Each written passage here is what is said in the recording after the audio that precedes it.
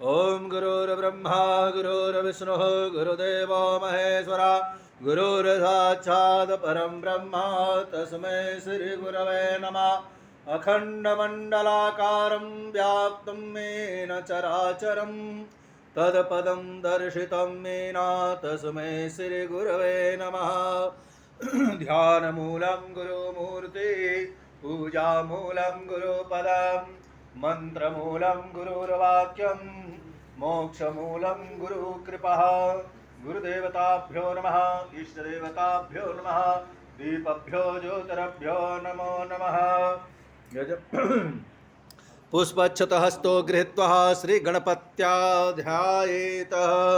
ॐ सर्वे ब्राह्मणा स्वस्तिवाचनं कुरु।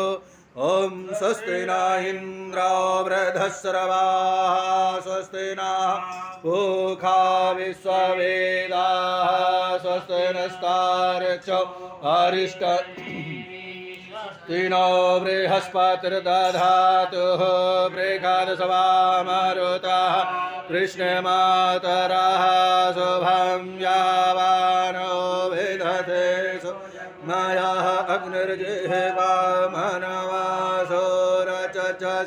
विश्वेनो देवाय वसागमनीय भद्रं कर्णेभिः शृणुयाम देवा भद्रं पश्येमाक्षभिर्यजत्राः स्थिरैरङ्गैस्तुष्टवागुंसशरो भ्रवसे